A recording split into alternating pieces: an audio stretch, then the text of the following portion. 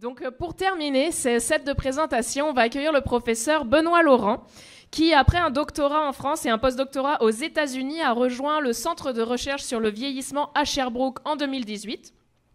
Et il travaille sur le vieillissement et la régénération des systèmes nerveux.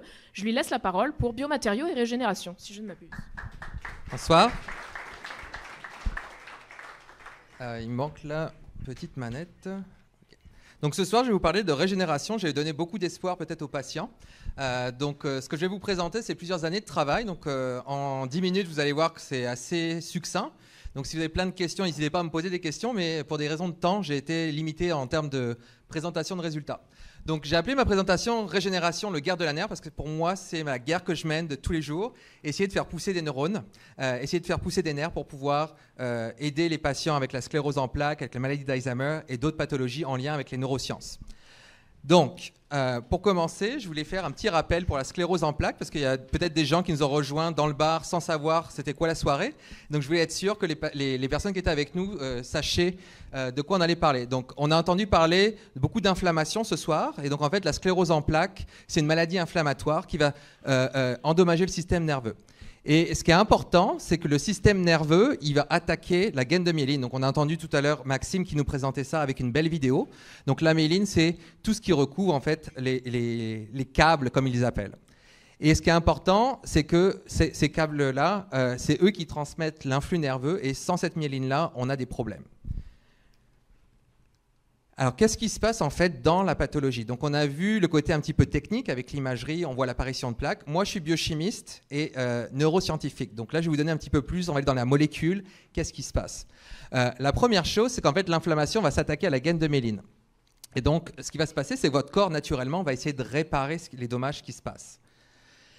Le problème, c'est que le temps qu'on répare, c'est impossible. Le système inflammatoire va aussi attaquer le nerf qui est dessous. Et comme nous l'expliquait Maxime, si on attaque le nerf va être endommagé et n'a pas le temps de se réparer et va mourir. Donc c'est ça qu'on a beaucoup de pertes de câblage, comme l'expliquait.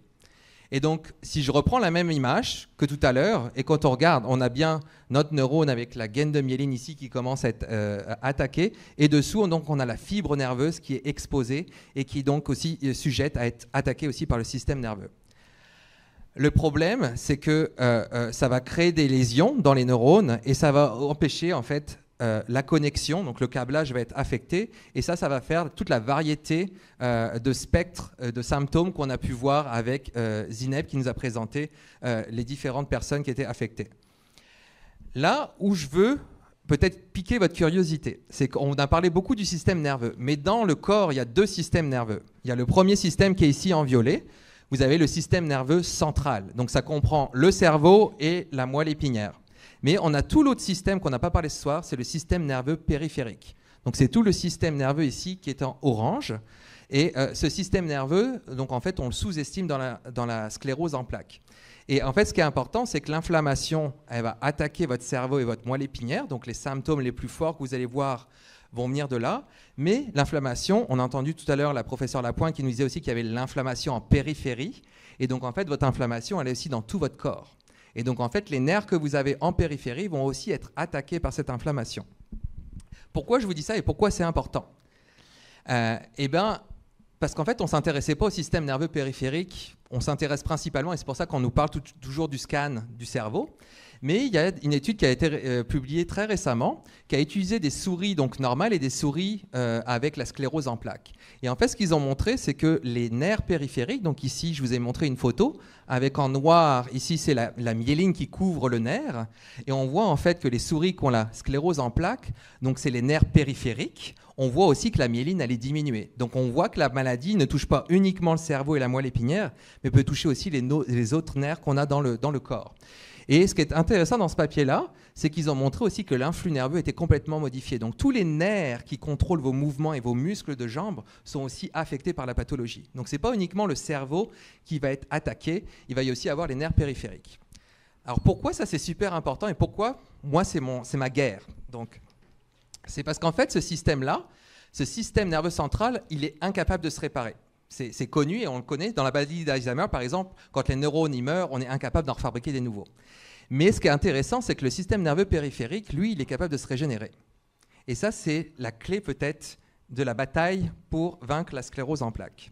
Donc nous, on est parti en fait de l'étude de ce système nerveux périphérique à la place d'étudier le système nerveux central. Donc c'est là, les deux thématiques de ce soir que je vais vous présenter sont sur ce système nerveux périphérique. Donc comment on est parti en guerre pour combattre la sclérose en plaques? On avait deux batailles. La première bataille, c'est qu'on a essayé de comprendre comment se faisait la régénération des nerfs. Donc ça, c'est ce que je vais essayer de vous expliquer ce soir. Et la deuxième chose, c'est qu'on a essayé de favoriser cette régénération des nerfs. Donc quand on arrive à la comprendre, on est capable après de l'utiliser. Ça, c'est toute la biochimie nerveuse qu'on est capable de mettre en action. Et donc pour faire ça, j'ai besoin de soldats. Donc ce soir, je vous ai présenté tous les soldats qui sont en guerre contre la sclérose en plaques. Donc il y a moi, il y a Omera Nawabi qui est une chercheuse en France, à Grenoble. On a Marc-Antoine Lozon qui est à la fac de génie.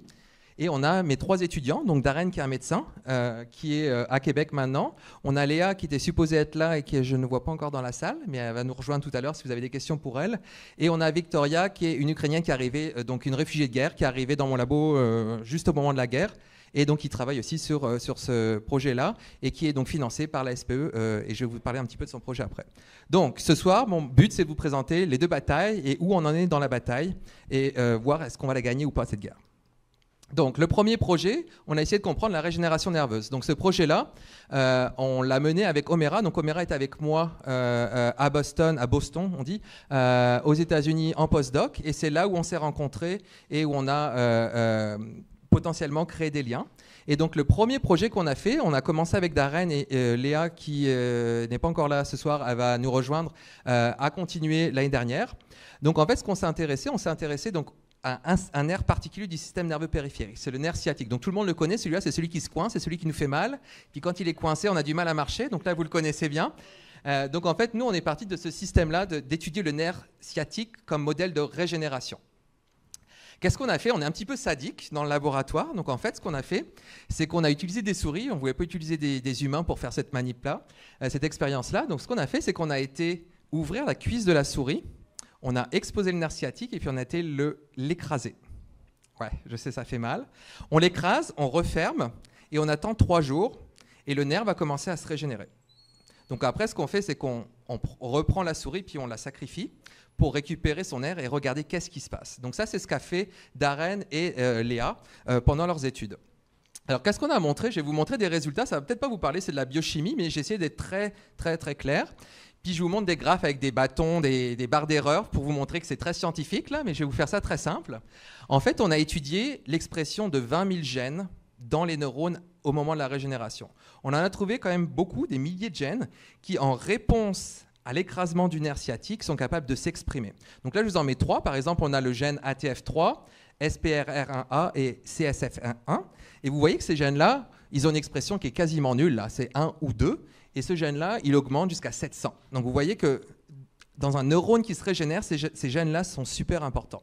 Donc à quoi ça sert de savoir tout ça? Vous allez me dire, bon, on sait que ces gènes-là s'expriment. Et bien nous, on va utiliser ces gènes-là pour pouvoir essayer de régénérer des nerfs qui n'ont pas la capacité de se régénérer. Ce qui est intéressant, c'est qu'on a trouvé aussi des gènes qui s'éteignaient au cours de la régénération. Donc il y a des gènes. C'est important de les éteindre, sinon le nerf ne se régénère pas. Donc ça, c'est aussi important de savoir qu'il n'y a pas que des choses qui ont besoin de s'exprimer, il y a des choses qui ont besoin de s'éteindre. Et donc ce qu'on est en train de faire, c'est qu'on est en train de sélectionner certains gènes, essayer de trouver les bons candidats de ces gènes qu'on va pouvoir utiliser pour pouvoir régénérer les nerfs qui sont affectés. Donc là, le projet est bien avancé, on a identifié tous ces gènes-là. La prochaine étape, en fait, c'est d'aller utiliser ces gènes-là et de les exprimer dans les nerfs du système nerveux central qui ne se régénère pas.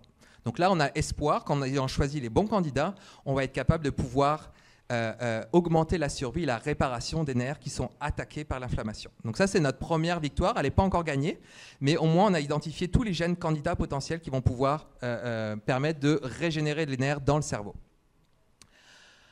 Notre deuxième projet, donc après avoir compris comment les nerfs se régénèrent, on va essayer de favoriser cette régénération nerveuse. Donc vous allez me dire comment on fait ça. Ben là, j'ai eu un parti un petit peu fou. Ça va être un petit peu ce que je vous explique, ça va vous paraître de la science-fiction, mais c'est la réalité qu'on fait dans le laboratoire. Donc on a soumis un projet avec Marc-Antoine, et donc c'était Victoria, notre étudiante à la maîtrise, qui le fait. Et ce projet-là a été sélectionné par la SPE pour être soutenu financièrement. Donc ils ont pris un pari risqué. Vous allez voir que c'est quand même de la belle science-fiction. Et si ça marche, vous allez voir que ça va révolutionner, je pense, le domaine. On est parti du fait que les nerfs sciatiques ont une structure très particulière. Donc on pense que c'est un seul câblage, mais Maxime n'a pas eu le temps de vous détailler. C'est qu'en fait, quand on vous présente un câblage, ce câblage, il est multiple. Donc on a plusieurs câbles ensemble qui sont entourés dans un gros câble, et ce gros câble, il est avec plusieurs câbles. Donc c'est vraiment comme une grosse fibre optique. Et donc ça, c'est une structure qui est quand même très complexe, parce qu'il faut pouvoir réparer et reconstruire cette structure-là. Donc on est parti de cette idée-là. Et de cette idée aussi que cette gaine de myéline, donc cette myéline qui protège les câblages, en fait, elle est produite par des cellules qu'on a au niveau du système nerveux périphérique, qu'on appelle des cellules de Schwann. Donc là, je vous ai mis un schéma. Vous avez ici en rose pâle l'axone, donc le câblage. En jaune, vous avez la myéline, c'est ce qui est attaqué par le système immunitaire. Et ici, la grosse masse noire avec le jaune clair, c'est la cellule qu'on appelle la cellule de Schwann. Et cette cellule-là, quand elle est activée, c'est elle qui va sécréter la myéline pour pouvoir protéger vos nerfs. Donc on avait ces deux éléments, la structure d'un nerf et les cellules de Schwann qui peuvent protéger vos nerfs contre l'attaque du système inflammatoire. Ce qu'on a fait avec Marc-Antoine, c'est qu'on a synthétisé la structure d'un nerf. Donc un nerf, vous avez vu, il y a beaucoup de canaux. Donc en fait, on est capable de fabriquer un nerf, donc c'est la structure d'un nerf, sans les nerfs à l'intérieur. Donc en fait, c'est une structure qui est assez poreuse, et cette structure-là, elle est faite de collagène et de chitosane. Donc si vous connaissez peut-être en matériaux, c'est des matériaux qu'on entend parler beaucoup. On parle de collagène pour la peau, et de chitosane, c'est des substances qu'on peut entendre. Et donc ça, cette matériau-là, il est biocompatible. Donc on pourrait le mettre dans des structures vivantes. Ce qu'on a fait, c'est qu'on a regardé est-ce que la structure nous permettait de pouvoir faire pousser des neurones dedans. Donc là, on voit que si je coupe mon biomatériau de manière transversale, on voit bien qu'on a des conduits dans lesquels les axones, le câblage va pouvoir pousser. Puis si on coupe dans l'autre sens, de manière longitudinale, on voit en fait qu'il n'y a rien qui va empêcher le câblage de pousser dedans. Donc là, on a notre structure dans laquelle on est capable de faire pousser des nerfs. Donc c'est ce qu'on a fait, je ne vous présente pas ça. Donc à partir de cellules souches humaines, on est capable de faire pousser des nerfs dans cette structure-là. Donc on ne vous présente pas ça ce soir, mais le plus important pour la sclérose en plaques, c'est les cellules de Schwann. Il faut pouvoir étudier comment on est capable de pouvoir attirer ces cellules de Schwann-là et puis synthétiser de la myéline pour pouvoir réparer la myéline qui est attaquée. Donc ce qu'on a fait, c'est que ce biomatériau-là, on l'a mis en plaque, on ne l'a pas mis en 3D, et on l'a rajouté dans des petites plaques. Et ce qu'on a fait, c'est qu'on a ajouté ce qu'on appelle des peptides. C'est des petites portions de protéines qu'on a rajoutées sur ce biomatériau-là pour essayer d'attirer les cellules de Schwann et essayer qu'elles s'activent, se fixent et synthétisent la myéline. Et donc ce qu'on a fait, c'est qu'on a mis nos cellules de Schwann humaines pendant 48 heures pour voir est-ce qu'elles s'attachaient bien ou pas sur le biomatériau. Et ce qu'on est capable de voir, je ne sais pas si vous voyez bien la couleur verte là, la couleur verte, ça correspond, chaque petit point, c'est une cellule de Schwann qui est fixée sur notre biomatériau. Et donc là, vous voyez que quand on met nos cellules de Schwann sur le biomatériau, il y en a qui s'attachent, mais pas toutes. Mais que quand on rajoute ce peptide-là, on a l'air de voir beaucoup plus de cellules qui s'attachent. Donc on est capable de favoriser l'attachement des cellules de Schwann sur ce biomatériau, donc potentiellement sur le nerf, pour pouvoir synthétiser la myéline qui manque dans la sclérose en plaques. Donc là, c'est quand même une belle victoire. On est capable de favoriser potentiellement la régénération nerveuse, en tout cas la synthèse de myéline sur notre biomatériau, grâce à l'amélioration, grâce à la synthèse de peptides. Et en fait, notre test en ce moment, c'est d'essayer de faire pousser des nerfs en culture à partir de cellules souches. Donc l'idée, c'est de faire ça à partir de patients, peut-être de sclérose en plaques, pour essayer de voir qu'est-ce qui est différent entre un patient normal et un patient avec la sclérose en plaques quand ils régénèrent leurs nerfs aussi. Donc on en est à cette étape-là. Et la possibilité, c'est ça, donc de pouvoir avoir des participants de la sclérose en plaques qui nous donnent des cellules pour pouvoir faire ces expériences-là. Donc vous voyez que la guerre contre la sclérose en plaques est bien partie. Et bien sûr, je ne fais pas ça tout seul. On vous a montré 6 personnes, mais il y a toute une équipe derrière. Là. Les gens que je vous ai mis en gras, c'est ceux que je vous ai présentés. Mais ça, c'est l'équipe de mon laboratoire et tous les collaborateurs qui sont derrière nous au quotidien pour pouvoir aider les patients. Donc merci à vous et je prendrai n'importe quelle question intéressante qui vous titille.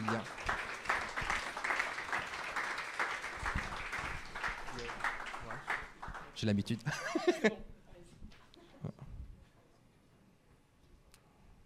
Oui.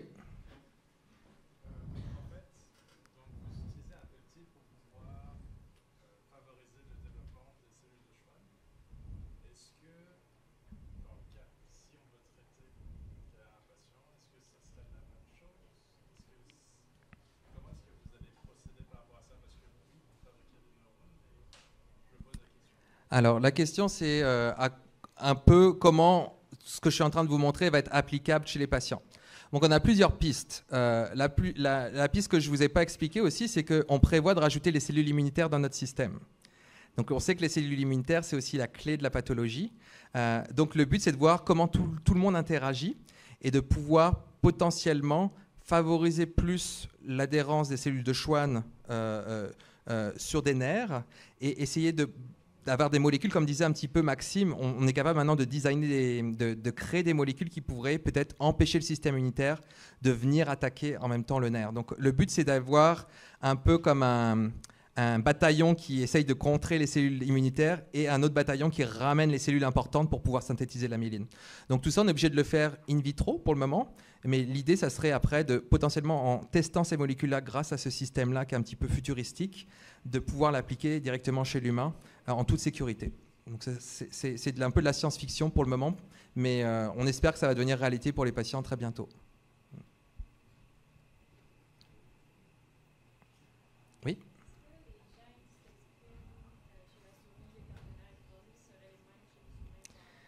Bonne question.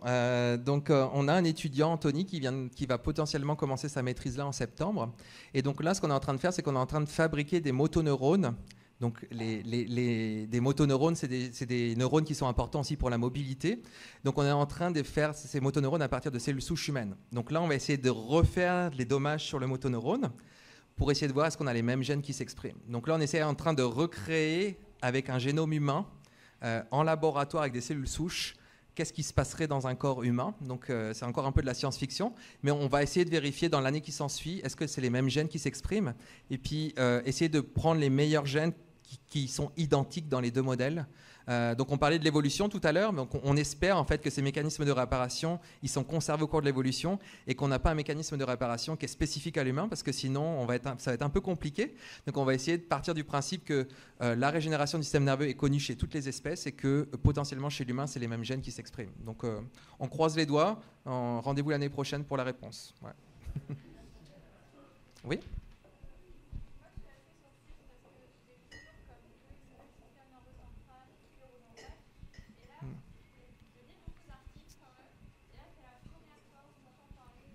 De système nerveux périphérique.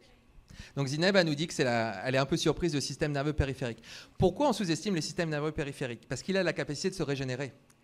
Donc c'est sûr qu'on voit les symptômes beaucoup plus forts au niveau du système nerveux central, parce que notre système nerveux périphérique a quand même la capacité au cours de la vie, même s'il est attaqué, de se réparer. Donc potentiellement, on voit moins les dommages, et puis c'est pas le genre de scan qu'on va faire au niveau de la jambe nécessairement. On voit beaucoup plus au niveau du cerveau qui contrôle aussi la mobilité parce qu'il connecte avec le système nerveux périphérique. Donc je pense que c'est un petit peu sous-estimé. Je pense qu'il y a beaucoup de choses à faire parce qu'on pourrait peut-être soulager certains symptômes de la pathologie parce que ce système-là se régénère. Donc on pourrait peut-être promouvoir la régénération, accélérer de ce système-là pour pouvoir aider à la mobilité des patients et en tout cas au bien-être, éviter les spasmes, les choses comme ça. Donc je pense que c'est quelque chose qui reste à étudier. Et puis comme je dis, c'est les papiers qui ont moins de 4 ans. Et j'espère que peut-être ça peut stimuler la curiosité d'autres chercheurs de pouvoir... mais c'est notre pari de guerre et je sais que le système nerveux central est important, mais bon, faut aller sur toutes les batailles. Ouais. Merci beaucoup, professeur Laurent. Une bonne main d'applaudissement, s'il vous plaît. Oui. Oui.